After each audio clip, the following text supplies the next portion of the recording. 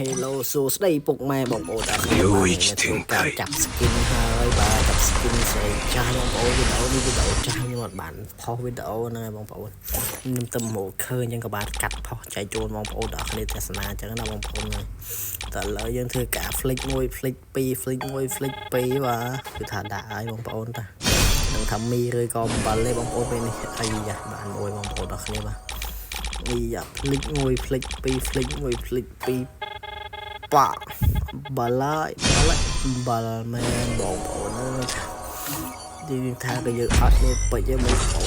ចាប់យើងកាក់ស្គីនឲ្យបានអត់ទេសាកសិនតាអូខេបាទតែឲ្យបងប្អូនអើយនេះថាពេចយើងមានតិចអញ្ចឹងយើងចាប់អត់បានច្រើនចាប់បានដងមួយអញ្ចឹងណាណាមួយយើងមានរបស់ free មាន20ជាងបងប្អូនចាប់ទៅបាទអូបាល់បាទបងប្អូនអើយយើងសល់15ទៀតបងប្អូនបាទលើ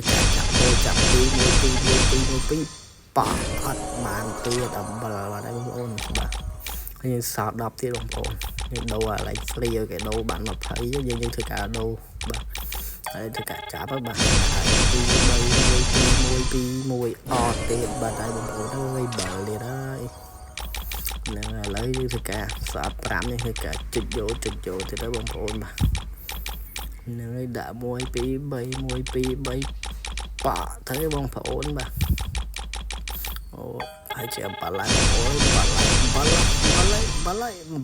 មែនថាបាល់មែនបងប្អូនអើយចាប់ហើយអស់បាត់តែបងប្អូនមិញខ្ញុំមាន20ឥឡូវយើងចាប់ឡើងហើយលេងបងប្អូនអើយចាប់ហើយហ្នឹងបងប្អូនយើងជា25យើងត្រូវតែចុចសាកលេងណាបាទប៉បាល់បាត់ទៅហើយបងប្អូនអើយបាទ2ហ្នឹងយកធ្វើឲ្យឆាញ់ហ្នឹងបងប្អូនបាទឥឡូវយើងធ្វើការអូខេអស់ពេញហើយបងប្អូនអរគ្នាបាទអូខេបងប្អូនអស់ពេញឥឡូវញ៉ៃមកយើងមានអនុ20ឥឡូវអស់លេងចាប់អត់ហើយបងប្អូនអើយហ្នឹងហើយបងប្អូនវីដេអូយើងក៏មានតែប៉ុណ្្នឹងដែរបងប្អូនអរគ្នាកុំភ្លេចជួយចុច like subscribe ឬក៏ដាក់សញ្ញាកណ្ដឹងចូលនៅ channel ថ្មីបងប្អូនអ្នកមួយផងបងប្អូនបាទ channel ខ្ញុំឈ្មោះ KA បាទអរគុណច្រើនជួបគ្នានៅវីដេអូក្រោយទៀតបាយបាយ